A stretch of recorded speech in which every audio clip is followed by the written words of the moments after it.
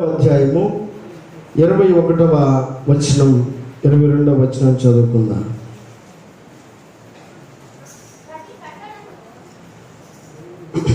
ప్రతి కట్టడమును ఆయనలో చక్కగా అమర్చబడి ప్రభువునందు పరిశుద్ధమైన దేవాలయమగుటకు వృద్ధి పొందుచున్నది. ఆయనలో మీరు కూడా ఆత్మ మూలముగా దేవుడికి నివాస స్థలమై ఉండుటకు కట్టబడుచున్నారు. దేవుని స్తోత్రం చెల్లిద్దాం. హల్లెలూయా. దేవుని యొక్క వాక్యం సెలవిస్తూ ఉంది, ప్రతి కట్టడము కూడా ఎవరో ఒకరి ద్వారా కట్టబడుతుందట. ఆ కట్టడము కట్టబడితే ఎవరుంటారు? ఎవరైతే కట్టించుకుంటున్నాడో ఆ వ్యక్తి ఉంటాడు. అవునా కదా? ఇప్పుడు మా ఇల్లు కట్టించుకుంటున్నాం, పైన ఎవరుంటాం? కష్టపడి శ్రమపడి పని చేసి వారందరూ ఏమైపోతారు? పని చేసి పక్కకి వెళ్ళిపోతారు. ఎవరుంటారు? కట్టించుకున్నాడు మేము ఉంటాం. లేదా మీరు ఇల్లు కట్టించుకుంటే ఎవరుంటారు? ప్రక్కవారు వచ్చి ఉంటారా? మనమే ఉంటాం. ఎవరైతే ఇల్లు కట్టించుకుంటా ఉన్నారో వారే ఆ గృహంలో ఉండటానికి అర్హులు, వారే ఆ గృహంలో ఉండటానికి యోగ్యులు. కనుక వాక్య సెలవిస్తూ ఉన్నటువంటి మాట ఆలోచించేద్దాం. ప్రతి కట్టడమును ఆయనలో చక్కగా అమర్చబడి ప్రభువునందు పరిశుద్ధమైన దేవాలయముటకు వృద్ధి పొందుచు ఉన్నది. ఏ కట్టడం? నీవు నేను మనము ఆయన ఆలయమై ఉన్నాం. ఆయన ఈ ఆలయంలో ఉండటం మాత్రమే కాదు, నీ హృదయం అనే ఆలయంలో ఉండాలని దేవుడు కోరుకుంటా ఉన్నాడు. ఒకవేళ ఈ ఆలయంలోనే ఉండాలని దేవుడు కోరుకున్నట్లయితే నీవు నేను ఇక్కడ కూర్చోవలసిన పని లేదు. చక్కగా దీన్ని రూపురేఖలు చక్కగా తీర్చిదిద్దాం కాబట్టి చాలు, బాగుంది కదా. ఆయనే వచ్చి ఇక్కడ పడుకుంటాడు, చక్కగా సేద తీరి వెళ్ళిపోతాడు. కానీ ఎందుకు మనం సమపరచబడతా ఉన్నా? ఎందుకు వాక్యము చేత మనం నువ్వు నేను క్రమపరచబడతా ఉన్నామని ఆలోచన చేస్తే ఆయన ఈ హస్తకృత్యమైనటువంటి ఈ మందిరంలో ఉండటం మాత్రమే కాదు, కానీ ఆయన కోరుకుంటా ఉన్నాడు సజీవులంగా నీవు నేను మనమందరం కూడా ఆయన్ని స్తుతిస్తూ ఆయన హృదయంలో చేర్చుకోవాలని కట్టబడతా ఉన్నామట. అందుకంటున్న మాట నువ్వు చూస్తే ప్రతి ఒక్కరు కూడా ప్రభువునందు పరిశుద్ధమైన దేవాలయం అగుటకు వృద్ధి పొందుతూ ఉన్నాం. ప్రతి ఒక్కరు కూడా ఒక దేవాలయం అట.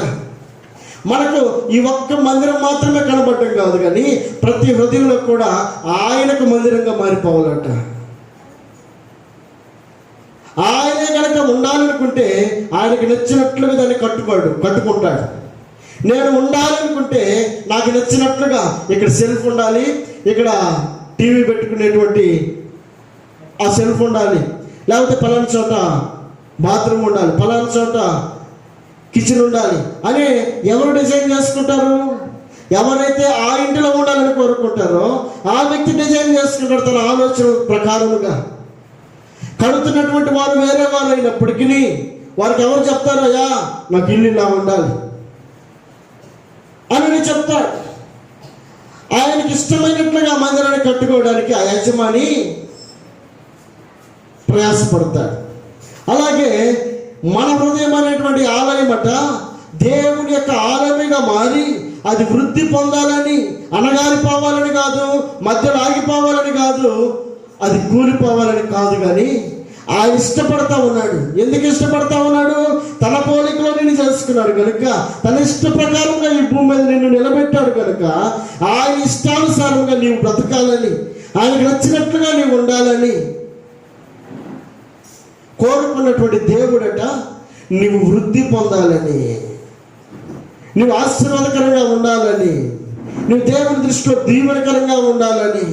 మనుష్యుల దృష్టిలో దీవెనకరంగా ఉన్న మనుషులు మనకు తెలుసు. మనుషులకు తగినట్లుగా, లోకానికి తగినట్లుగా ఉన్నటువంటి వారు మనకు తెలుసు, కానీ ఆయన అంటా ఉన్నాడు ఆయనకు తగినట్లుగా, ఆయనకు నచ్చినట్లుగా. ఆయన అంటున్న మాటను మనం ఆలోచన చేస్తే ప్రభువునందు పరిశుద్ధమైన దేవాలయం ఒకటకు మీరు వృద్ధి పొందుచూ ఉన్నారు. మనం ఎందుకు దేవుని ఎదుగుతా ఉన్నాం? ఎందుకు ప్రతి ఆదివారం దేవుని సన్నిధానంలో ఆయన వాక్యం వినడానికి వేగిరపడతా ఉన్నాం. ఆయన సన్నిధానంలో పాటలు పాడడానికి వేగిరపడతా ఉన్నాం. ఆయన సన్నిధానంలో పరిచర్య చేయడానికి వేగిరపడతా ఉన్నాం. ఆయన సన్నిధానంలో వాయిద్యాలు వాయించడానికి ప్రయాసపడతా ఉన్నాం. ఒక్కొక్కరికి ఇచ్చినటువంటి తలాంతను బట్టి దేవుని కొరకు వాడబడాలని ఆసక్తి కలిగినటువంటి వారంగా ఎందుకు ప్రయాసపడతా ఉన్నాము అంటే ఆయన ఇచ్చే ఆశీర్వాదం పొందాలని, ఆయన ఇచ్చినటువంటి దీవెన పొందాలని. నరుల యొక్క కష్టము చేత ఎవరు కూడా వారి యొక్క కష్టార్జితాన్ని ఎవరు కూడా పోగు చేసుకోలేరు. ఆయన ఇస్తే అది దీవెనకరంగా ఉంటుంది. ఆయన ఇస్తే అది ఆశీర్వాదకరంగా ఉంటుంది. ఆది కాలంలోనే ఆయన ప్రేమించి, ఆయన దీవించి మన కొరకు ఈ ప్రపంచం మొత్తాన్ని ఇచ్చాడు. మన కళ్ళ ఎదురుగా కనబడుతున్న ప్రతిదీ కూడా మనం వేసింది కాదు, ఆయన ఇచ్చిందే. పైన ఆకాశమే కానీ, కనబడుతున్నటువంటి భూమి మీద ఉన్నటువంటి చెట్లే కానీ, ఇవన్నీ కూడా ఆయన ఇచ్చినవే. కనుక ఆయన మనకు ఏది కావాలో ఆయనకి తెలుసు కనుక, మనం ఎలా ఉండాలో ఆయనకి తెలుసు కనుక, ఆయనకు నచ్చినట్లుగా మనం ఉండాలని ఆయన నిన్ను నన్ను మనల్ని వృద్ధి పొందించడానికి ఇష్టపడతా ఉన్నాడు. పరిశుద్ధమైనటువంటి దేవాలయముగా మారాలని కోరుకుంటా ఉన్నాడు. పరిశుద్ధమైనటువంటి దేవాలయంలో అయిష్టమైనవి ఉంటాయా, కష్టమైనవి ఉంటాయా, ఆయనకి ఇష్టం లేని ఉంటాయా, ఆయనకి నచ్చనివి ఉంటాయా? ఒకవేళ ఆయన కట్టుకున్నటువంటి మందిరంలో ఆయన ఉండడానికి ఇష్టపడుతున్నటువంటి వాడు అయితే ఆయన ఏం చేస్తున్నాడు? సమస్తము పరిశుద్ధంగా ఉండాలని కోరుకుంటా ఉన్నాడు. ఆయన అంటున్న మాటను మనం ఆలోచించేద్దాం. ప్రతి కట్టడమును ఆయనలో చక్కగా అమర్చబడి, ఎక్కడ పడితే అక్కడ కాదు, ఎలా పడితే అలా కాదు, ఒక క్రమము, ఒక మాటకు లోబడినటువంటి వారంగా ఉండాలని కోరుకుంటా ఉన్నాడు. ఆయన మనలో నివసించాలని కనుక మనం ఇష్టపడుతున్నటువంటి వారం అయితే మనం క్రమం తప్పినటువంటి వారంగా ఉండం, ఆయనకు నచ్చినటువంటి వారంగా ఉండం, ఆయనకు బాధ పెట్టే వారంగా ఉండం. ఆయన ఏమని మాట్లాడుతూ ఉన్నాడు? ప్రతి కట్టడం అట ఆయనలో చక్కగా అమర్చబడి, చక్కగా ఏది ఎక్కడ ఉండాలో అక్కడ. ఏదైనా ఒక ఇంటికి వెళ్ళామనుకో, చక్కగా జ్ఞానవంతురాలు ఇల్లు ఒకసారి ఆలోచన చేస్తే ఎక్కడ ఏది ఉండాలో వాడిని అక్కడే ఉంచుకుంటుంది. ఆ ఇల్లు చూడగానే ఆడ మనిషి యొక్క పనితనం ఏంటో, లేకపోతే ఆ గృహాన్ని ఎలా కట్టుకుంటుందో దాన్ని గమనించగలుగుతాం. ఎక్కడ పడితే అక్కడ, ఎలా పడితే అలా ఉందనుకో, ఆ గృహాన్ని బట్టి ఆ మనిషి యొక్క వ్యక్తిత్వాన్ని మనం గమనించగలుగుతాం. ఆయన కట్టుకుంటున్నాడు ఏమని? చక్కగా అమర్చుతూ ఉన్నాడట. ఆయన అమర్చాము. మా ఇంట్లో చక్కగా అన్నిటినీ పాస్టర్ గారు చక్కగా సర్దుతుంది. సర్దిన తర్వాత వెనకాలే వస్తుంది అన్వి. మొత్తం ఏం చేస్తుంది? అటు పోయి ఇటు వచ్చేలకి అక్కడ ఎక్కడ ఉంటాయి, ఇక్కడ ఎక్కడ ఉంటాయి, ఎక్కడ ఉంటాయో కూడా తెలియదు, ఎక్కడ ఏం వేసిందో కూడా తెలియదు. మొత్తం ఏమైపోతుంది? గందరగోళ పరిస్థితి. అంటే అమర్చాలనేటువంటి ఆలోచన పాస్టర్ గారికి ఉన్నా, లోకంలో ఉన్నటువంటి వాడు వాటిని పీకి పక్కన పెట్టి నీ క్రమాన్ని తప్పించాలని, నీ విధేయతను అవిధేయులుగా మార్చాలని వాడు ప్రయత్నం చేసేటువంటి ప్రయత్నంలో నీవు నేను మనం పోరాడుతూ ఉంటాం. ప్రతినిత్యం కూడా ప్రయాసపడుతూ ఉంటాం. ఒకవేళ తప్పిపోయామా, అయ్యా ఈ విషయంలో నన్ను క్రమపరచు అని అనుకుంటాం. మరలా ఎక్కడో చోట ఏదో ఒక పనిలో వాడు మనల్ని మోసపుచ్చుతాడు, మనల్ని భ్రమపరుస్తాడు. మరలా దేవుడికి అవిధేయంగా మారిపోతాం. మరలా పాస్టర్ గారు మాట్లాడగలనే మరలా సరి చేసుకుంటూ ఉంటాం. ఇది ప్రతి నిత్యము కూడా మన జీవితంలో జరుగుతూ ఉంటుంది. ఇలాగే ఉన్నాం కదా, ఈ పొద్దు గుక్కలకి మన జీవితం ఇంతేలే, మారదులే అని అనుకుని కనుక మనం వదిలేస్తే దారుణంగా తయారైపోద్ది. దీని స్తోత్రం చెల్లిద్దాం. హల్లెలూయా. ఆయన దృష్టిలో ఆయన చక్కగా అమర్చుతా ఉన్నాడట. చక్కగా రాత్రిని పగలను ఎలా చేశాడో, నక్షత్రములను ఎక్కడ ఉంచాలో అక్కడే ఉంచినట్లుగా, సముద్రాన్ని ఎక్కడ ఉంచాలో అక్కడే ఉంచినట్లుగా, లేకపోతే చెట్లు ఎక్కడ ఉండాలో అక్కడే ఉండునట్లుగా, మనిషి ఎలా ఉండాలో అలాగే ఉండునట్లుగా, జంతువులు ఎలా ఉండాలో అలాగే ఉండునట్లుగా ఆయన చక్కగానే అమర్చాడు. కానీ కొన్నిసార్లు మనం వాటిని పరిస్థితులను మార్చుకుంటూ ఉంటాం. కొన్నిసార్లు మనుషులుగా ఉండాల్సినటువంటి మనం జంతువులుగా మారిపోతూ ఉంటాం. వికృతమైనటువంటి ఆకారంలోకి మారిపోతూ ఉంటాం. మన ఆలోచన బట్టి, మన అక్రమాన్ని బట్టి, మన అనాలోచితమైనటువంటి అజ్ఞానాన్ని బట్టి విధేయులుగా ఉండాల్సినటువంటి మనం, క్రమానికి లోపడాల్సినటువంటి మనం, ఎక్కడ ఉండాలో చక్కగా అక్కడే ఉండాల్సినటువంటి మనం ఇష్టానుసారమైనటువంటి అవిధేయతల్లోకి వెళ్ళిపోతూ ఉంటాం. ఆయన కోరుకున్నటువంటి ఉద్దేశం ఏంటో, ఆయనకు ఆలోచన ఏమిటో గమనించగలిగితే ఆయన అంటా ఉన్నాడు, చక్కగా అమర్చబడి ప్రభువునందు పరిశుద్ధమైన దేవాలయం ఒకటకు మీరు వృద్ధి పొందాలని కోరుకుంటా ఉన్నాడు. మీరు దీవెనకరంగా ఉండాలని కోరుకుంటా ఉన్నాడు. అంత మాత్రమే కాదు, ఆయనలో మీరు కూడా ఆత్మ మూలముగా దేవునికి నివాస స్థలమై ఉండుటకు కట్టబడుతూ ఉన్నారు. ఆయనకు నివాస స్థలముగా ఉండడానికి కట్టబడతా ఉన్నాం. బరిగొడ్లు కట్టేసే ప్లేసు ఇల్లు ఉన్నట్టుంటుందా? ఎలా ఉంటుంది? ఆ బరిగొడ్లు తగినట్లుగానే ఉంటుంది. ఆ ప్లేస్ని చూడగానే దాన్ని మనం అర్థం చేసుకుంటాం. దేవుడు నివసించే స్థలాన్ని బరిగొడ్లు కట్టేసేటువంటి కష్టంగా మార్చేస్తే ఎంత బాధగా ఉంటుంది ఆయనకి. కొన్నిసార్లు యజమాని వస్తాడు, ఇల్లంతా చూస్తే పట్టించుకోకనో, లేకపోతే ఆడ మనిషి చక్రంగా పట్టించుకోకనో ఎక్కడికి పడితే అక్కడ ఉన్నాయి అనుకో, రాగానే ఏమంటాడు, ఇవన్నీ ఇక్కడిని చూసి ఇది ఇల్లా లేకపోతే, ఆ మాటలు కొన్నిసార్లు మాట్లాడడం కారణం ఏంటి? ఆ వాతావరణాన్ని బట్టి, ఆ పరిస్థితిని బట్టి ఆ మాట మాట్లాడాల్సినటువంటి పరిస్థితి. అంటే ఇల్లులాగే ఉండాలి, కష్టంలాగే ఉండాలి, మనిషిలాగే ఉండాలి, పశువులాగే ఉండాలి. మనిషి దేవుడికి తగినట్లుగా, దేవుడు ఇష్టపడేటట్లుగా ఆయన ఏ పోలికలో చేశాడు, మనం ఏ పోలికలోకి మార్చబడతా ఉన్నాం. ఆయన తన పోలికలో చేస్తే మనం ఏం చేస్తామో తెలుసా? మనం లోకాన్ని చూసి, లోకంలో ఉన్నటువంటి మనుషులను చూసి, లోకంలో ఉన్నటువంటి పరిస్థితులను చూసి మారిపోతూ ఉంటాం. వారిలోకి, ఆ పరిస్థితులకు మనం మారిపోతూ ఉంటాం. కానీ దేవుడు కోరుకుంటా ఉన్నాడు, ఆయన ఆలయముగా ఉండాలని కోరుకుంటా ఉన్నాడు.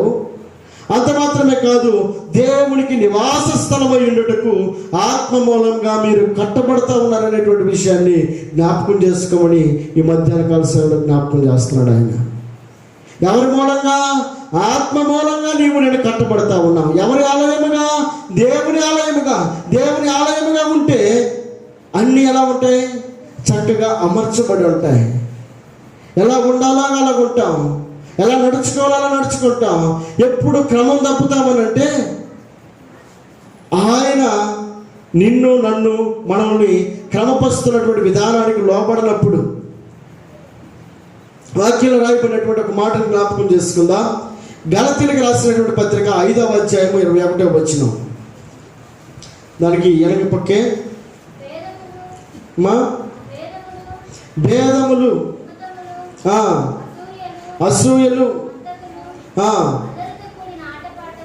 అల్లరితో కూడిన ఆటపాటలు మొదలైనవి, వీటిని గురించి నేను మునుపు చెప్పిన ప్రకారము ఇట్టి వాటిని చేయవారు దేవుని రాజ్యమును స్వతంత్రించుకొనరని మీతో స్పష్టముగా చెప్పుచున్నాను.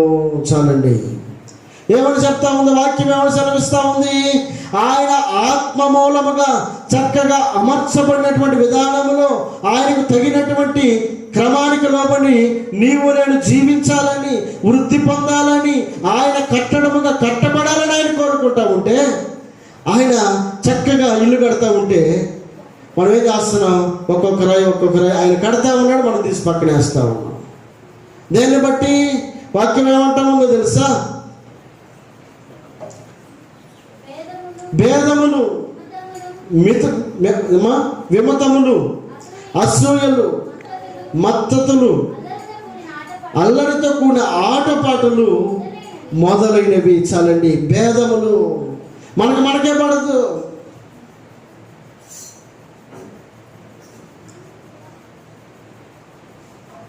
దేవుని యొక్క ఆలయముగా కట్టబడేటువంటి క్రమంలో ఆయన చక్కగా అమర్చబడేటువంటి ప్రతి రాయి కూడా నీ జీవితానికి ఆశీర్వాదకరంగా మారుతుందని, నీ జీవితానికి దీవెనకరంగా మారుతుందని గ్రహించలేనటువంటి మనం వీటిని ఆధారం చేసుకొని ఆయన చక్కగా ఆలయముగా, ఆయన నివసించేటువంటి స్థలముగా ఉండాల్సినటువంటి ఆ పరిశుద్ధమైనటువంటి ఆ హృదయంలోకి రకరకాల వచ్చిన హృదయంలో చేర్చుకొని ఆలయముగా పడాల్సినటువంటి మనం ఆయన ఉండకూడనటువంటి స్థలముగా మార్చేస్తూ ఉంటాం.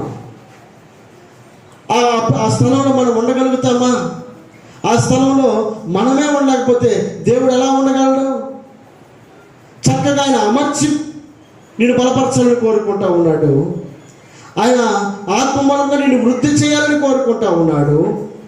అంత మాత్రమే కాదు, నిన్ను ఒక ఆత్మమూలమైనటువంటి కట్టడముగా నిన్ను నిర్మించాలని కోరుకుంటా ఉన్నాడు.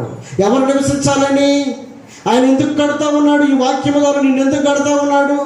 ఈ వాక్యం ద్వారా నిన్ను ఎందుకు క్రమపరుస్తూ ఉన్నాడు? ఈ వాక్యం ద్వారా నిన్ను ఎందుకు బలపరుస్తూ ఉన్నాడు? ప్రతి వారము నిన్నెందుకు దేవుడు క్రమపరుస్తూ ఉన్నాడు అంటే ఆయన నీలో నివసించాలని, ఆయన నీలో ఉండాలని కోరుకొని ఆయన ప్రతి కట్టడాన్ని ఆయన ద్వారా ప్రారంభించి కడతా ఉంటే, వాక్యంలో రాయబడిన మాట, దేని ద్వారా ఆయన కట్టడాన్ని మనం సిద్ధం చేసుకుంటా ఉన్నాం? ఎలా మనం దాన్ని పడేసుకుంటా ఉన్నాం?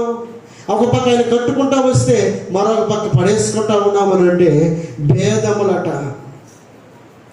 మత్సరములు. దానిపై వచనం అంటాడు 20వ వచనంలో విగ్రహారాధన, దేశములు, కలహములు, మత్సరములు, క్రోధములు, కక్షలు, భేదములు, విమతములు, అసూయలు, మద్దతులు, అల్లరితో కూడిన ఆటపాటలు, ఇవన్నీ కూడా ఆత్మ మూలంగా కట్టబడేటువంటి ఆయన మందిరాన్నట కూల్చేస్తా ఉన్నాయట. ఇవన్నీ మనసులో పెట్టుకొని ఆయన నుంచి కూర్చోమంటే, ఎవరైనా మనకి ఇంటికి చుట్టం వస్తాడు, మంచమే ఇలా పక్కే ఇలా కూర్చోనంటే ఎక్కడ కూర్చుంటాడు? ఇవ్వాల్సిన గౌరవాన్ని ఇవ్వాలిగా, కనీసం మర్యాద ఇవ్వాలిగా. మనిషి రాగానే లేచి ఆయన కూర్చోకపోయినా చేయాల్సినటువంటి ధర్మాన్ని మనం చేయాలిగా. కూర్చోమని అనాలి.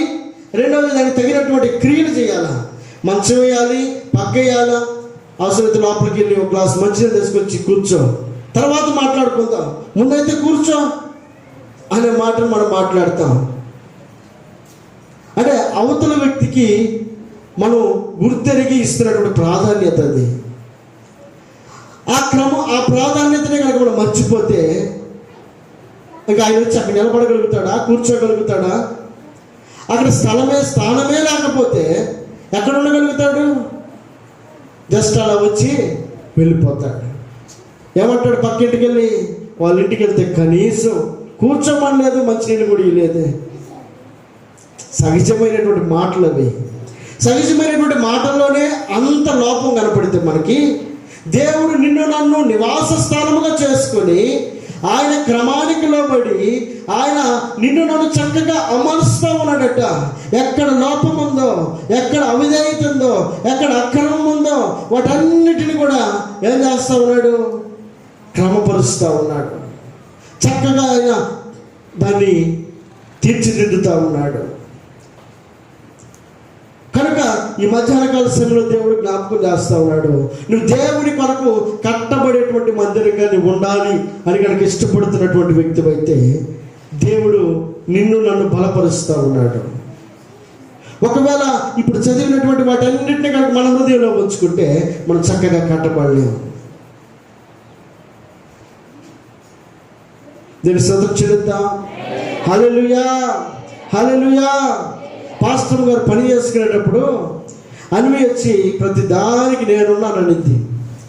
పని చేసుకునేది ఒక పట్టాన వెంటనే తీసుకెళ్ళి పూర్ణ చేతికిస్తే పూర్ణ ఒక గంట సేపు పట్టుకుంటే ఈలోపు చక్కగా పని అంతా చేసుకునేది, ఆ తర్వాత తీసుకొచ్చి పెట్టుకునేది.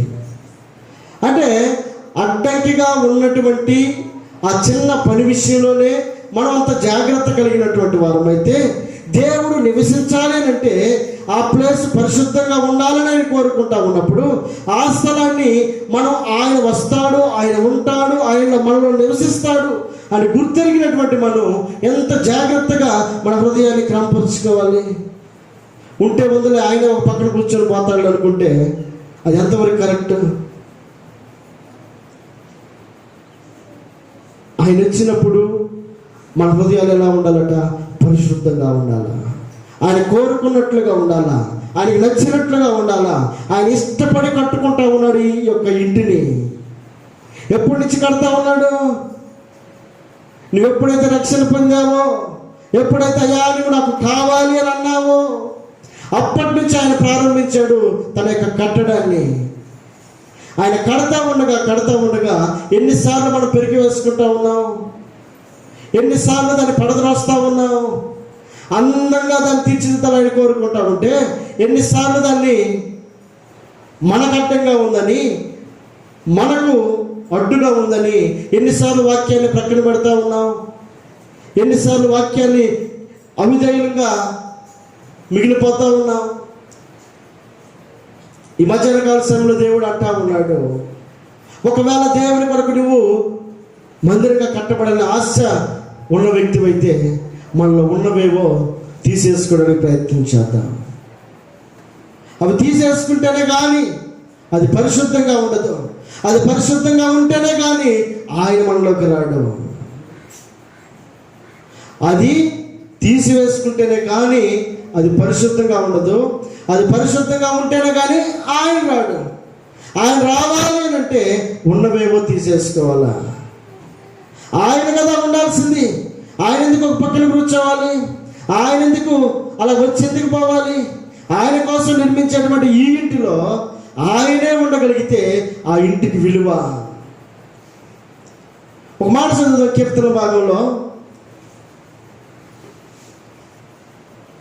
127వ కీర్తన మొదటి వచనం. యెహోవా ఇల్లు కట్టించని ఎడల దాని కట్టువారి ప్రయాసము వ్యర్థమే. యెహోవా పట్టణమును కాపాడని ఎడల దాని కావలి కాయవారు మేలుకొని ఉండుట వ్యర్థమే. ఎవరు ఇల్లు కట్టాలట? ఆయన కట్టాల. మన కుటుంబం ఆశీర్వాదకరంగా ఉండాలంటే, మన కుటుంబం దీవెనకరంగా ఉండాలంటే, మన కుటుంబం ఆయన మెచ్చేట్లుగా ఉండాలి అంటే, ఆయనకు నచ్చేట్లుగా ఉండాలి అంటే, ఆయనకి ఇష్టమైనదిగా ఉండాలి అంటే చేయాల్సిన పని ఏంటి? మనకు నచ్చినట్టు కాదు. మన దగ్గర శక్తి ఉంది, బలం ఉంది, డబ్బు ఉంది, దీన్ని బట్టి కట్టుకునేది కాదు ఇది. హృదయం కట్టుకోవడం అంటే ఆయన ఉంటే తప్ప ఏ హృదయాన్ని కూడా ఎవరు కట్టుకోలేరు. దీన్ని స్తోత్రం చెల్లిద్దాం. హల్లెలూయా.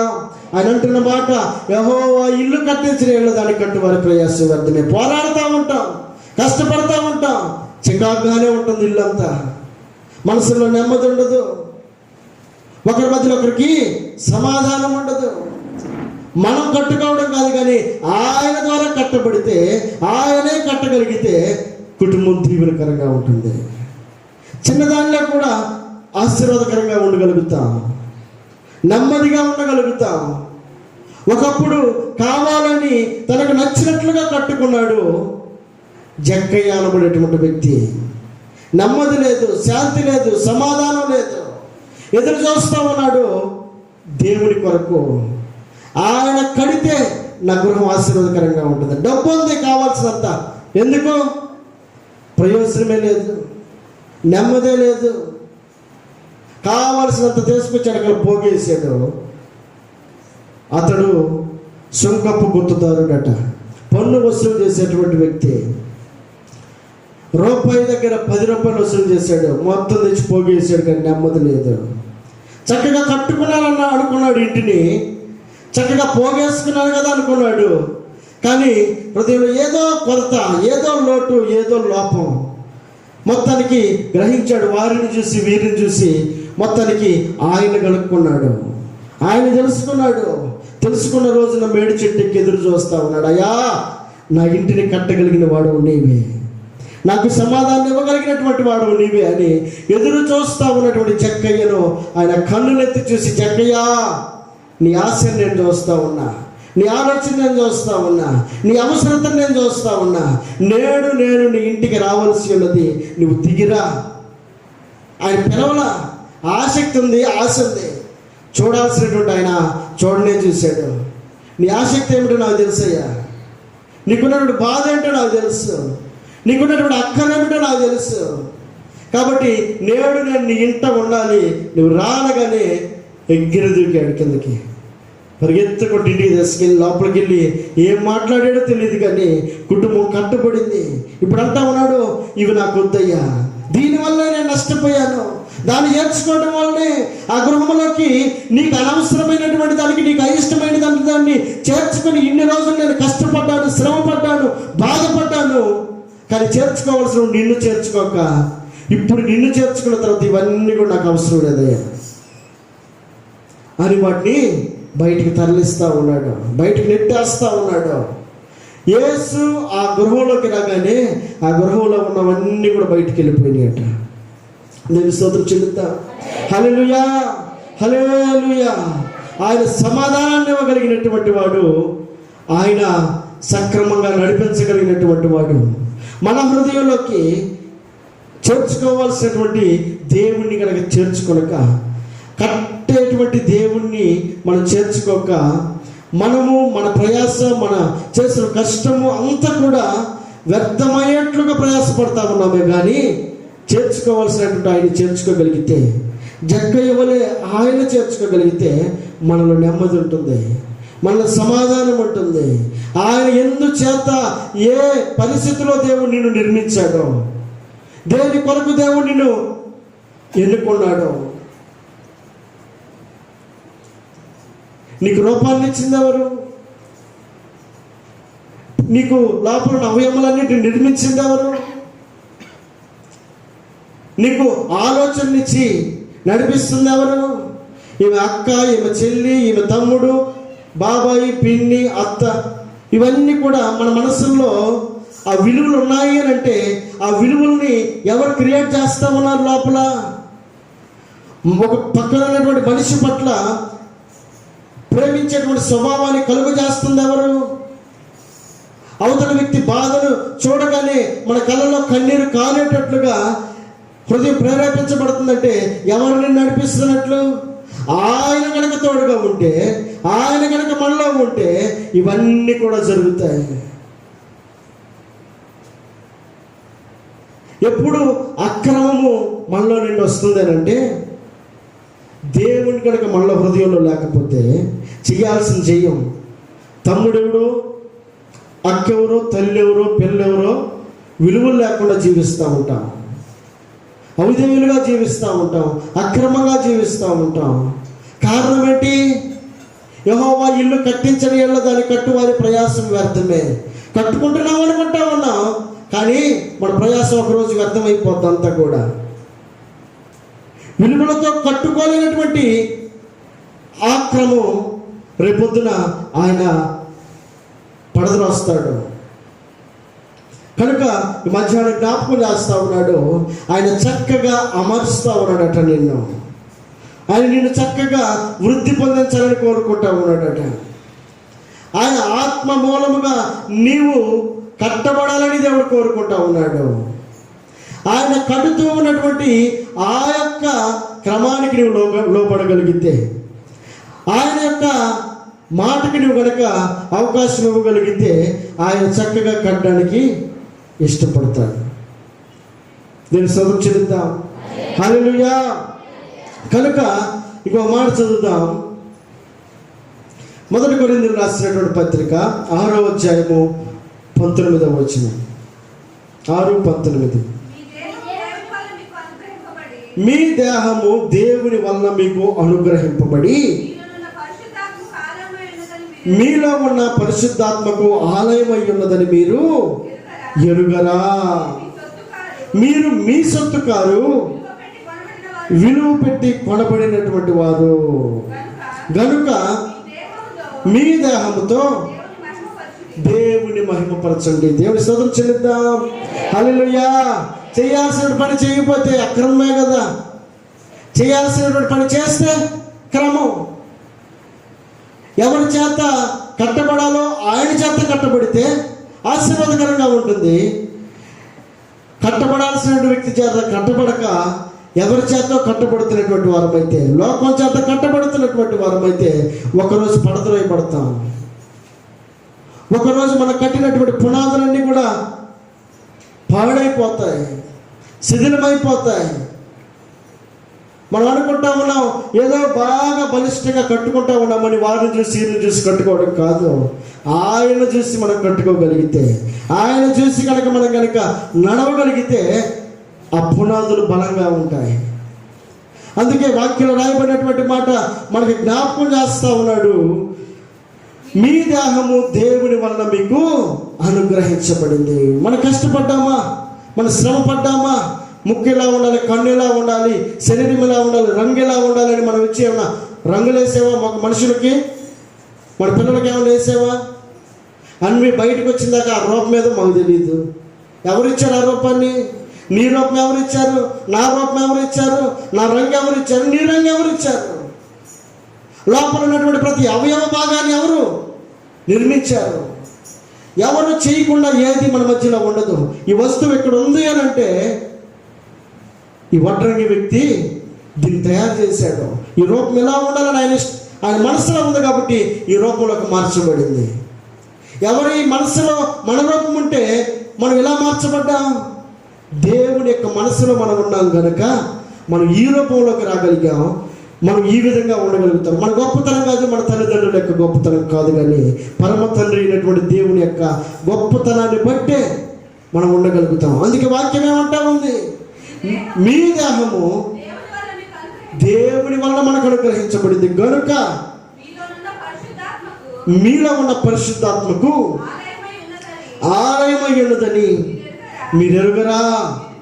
మీరు మీ సొత్తు కారు, విలువ పెట్టి కొనబడినటువంటి వారు గనుక మీ దేహంతో దేవుణ్ణి మహిమపరచుడి. చాలండి. ఎవరిని మహిమపరచాలట? దేవుణ్ణి మహిమపరచాలా. ఎందుకు దేవుణ్ణి మహిమపరచాలి? ఆయనే కదా మనకు రూపాన్ని ఇచ్చింది, ఆయనే కదా మనల్ని బలపరుస్తుంది, ఆయనే కదా మనకు శక్తిని ఇచ్చింది, ఆయనే కదా మనకు జీవాన్ని ఇచ్చింది, ఆయనే కదా మనకి ఈ భూమి మీద ఉండేటువంటి అవకాశాన్ని ఇచ్చింది. మన కన్న మన బిడ్డలు మన మాట వినాలని ఎలా కోరుకుంటా ఉన్నామో, మన కొన్న మన దేవుడు నీవు కూడా ఆయన మాట వినాలని కోరుకుంటా ఉన్నాడు. ఆయన ఏం చేశాడు? చదువు ఒక మాట, 1:18, 1 పేతురు 1:18. విలువ పెట్టి కొనబడ్డామట. ఏ విలువది చూద్దాం. 1 పేతురు 1:18. మా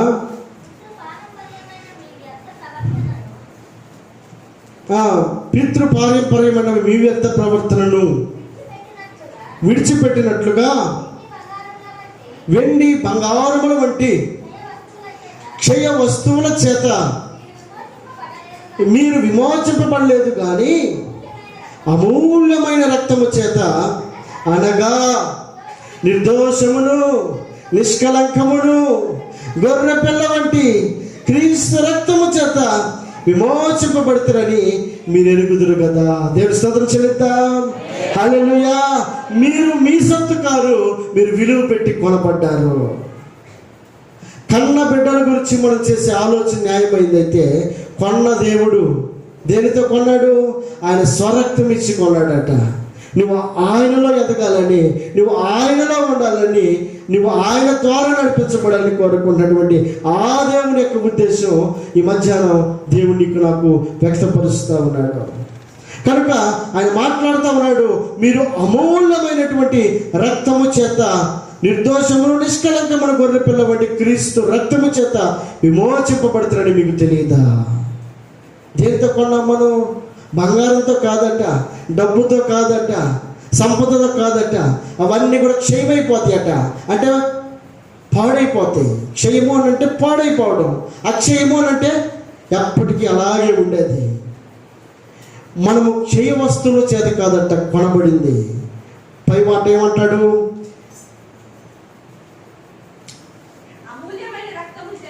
వెండి బంగారముల వంటి క్షయ వస్తువుల చేత మీరు విమోచింపబడలేదు, కానీ అమూల్యమైన రక్తము చేత నీవు నేను మనం కొనబడ్డాం.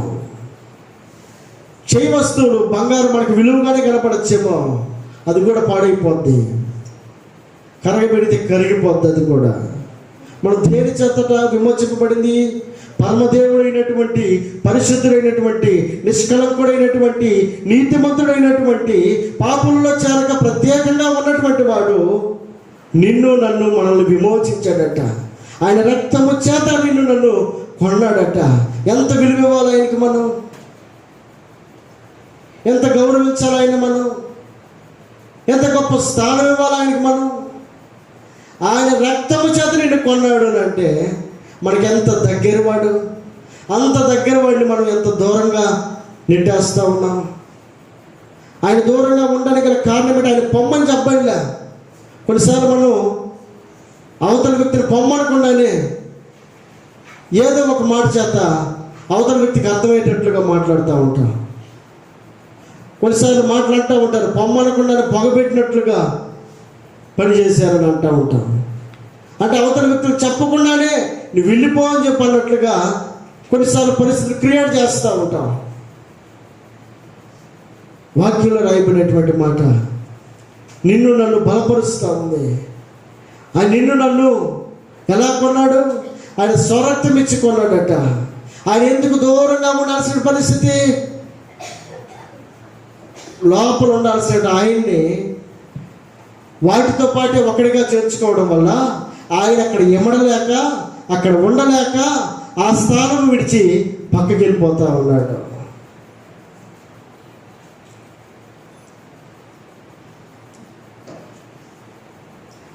ఎవరైనా నలుగురు వచ్చారనుకో, నలుగురిలో ఒకరిని ఎక్కువగా ప్రేమిస్తూ ఉంటే మరొక ముగ్గురికి కడుపులో మండుతుందా లేదా, బాధపడతారా లేదా, ఏమనుకుంటారు? ఎంత ప్రేమ చూపిస్తుంది, మనం ఎందుకు వెళ్ళిపోతామని చెప్పి వెళ్ళిపోతారు. ఒక చిన్న ప్రేమకే మనం బాధపడుతున్నటువంటి వారమైతే, దేవుడు నిన్ను నన్ను కొన్నాడు కదా, నిన్ను నన్ను పెంచాడు కదా, నీకు నాకు రూపాన్ని ఇచ్చాడు కదా, అన్నీ చేసినటువంటి ఆయన్ని అక్కడే పెట్టుకొని అన్నిటినీ తెచ్చి పక్కనే పెడితే ఆయన ఇంకెంత బాధపడతాడు? ఆయన అక్కడ ఉండగలుగుతాడా? ఆయన అక్కడ ఎమడగలుగుతాడా? ఆయన అక్కడ ఉండలేకపోవడానికి, ఆయన అక్కడి నుంచి వెళ్ళిపోవడానికి కారణం ఎవరు? మనమే కదా, మన ఆలోచనలే కదా, మన తలంపులే కదా, మన క్రియలే కదా, మన నడవడికే కదా, మన ప్రవర్తనే కదా ఆయన దూరంగా నిలబెట్టింది. కనుక చేర్చుకోవాల్సిన ఆయన మనం చేర్చుకోగలిగితే, పిలవాల్సినటువంటి వ్యక్తిని పిలవగలిగితే, ఉంచుకోవాల్సిన ఆయన ఉంచుకోగలిగితే మన జీవితాలు ఆశీర్వాదకరంగా ఉంటాయి, మనం దీవెనకరంగా ఉండగలుగుతాం. ఆయన నిన్ను నన్ను స్వరక్తముతో కొన్నాడు కనుక ఆయనకి ఇవ్వాల్సిన ప్రాధాన్యత మనం ఖచ్చితంగా ఇవ్వాల్సిందే. లేకపోతే రేపొద్దున మనం లెక్క చెప్పాల్సినటువంటి వారు. ఈ మధ్యాహ్నం దేవుడు మాట్లాడినటువంటి మాటలు మన హృదయాలకు దేవుడు తాకినటువంటి మాటలను కనుక నువ్వు అంగీకరించగలిగితే, నువ్వు స్వీకరించగలిగితే, అయ్యా నువ్వు ఉండాల్సిన స్థానంలో వేటికేటికో స్థానం ఇచ్చాను, ఎవరెవరికో స్థానం ఇచ్చాను. కాబట్టి ఈ మధ్యాహ్నం నా హృదయంలో నీవు ఉండాలని నువ్వు నిర్మించుకున్నటువంటి ఆ హృదయంలో నీవే ఉండు అని కనుక ఆయన ఆహ్వానించగలిగితే, జక్కయ్య వలె ఆహ్వానించగలిగితే ఆయన రావడానికి ఇష్టపడతా ఉన్నాడు. నీ హృదయంలో రావాలని ఆయన కోరుకుంటా ఉన్నాడు. ఆయన వస్తే ఆయన సంతోషించగలుగుతాడు. కష్టపడినటువంటి వ్యక్తిని ఆ ఇంటిలో వచ్చకుండా ఎవరినో పెట్టి ఈ కష్టపడినటువంటి వ్యక్తిని ప్రక్కకి దోసేస్తే ఎంత బాధపడతాడు. అలాగే ఆయన నిర్మించుకున్నటువంటి, ఆయన క్రమపరుచుకున్నటువంటి ఆ హృదయంలోకి ఆయన వచ్చి చేరగలిగితే ఆయన మహిమపరచబడతాడు, మనం దీవెనకరంగా ఉండగలుగుతాం. దీని స్తోత్రం చెల్లిద్దాం. హల్లెలూయా. ఈ మాటలు దేవుడు దీవించి ఆశీర్వదించును గాక. అందరూ లేచి నిలబడదాం.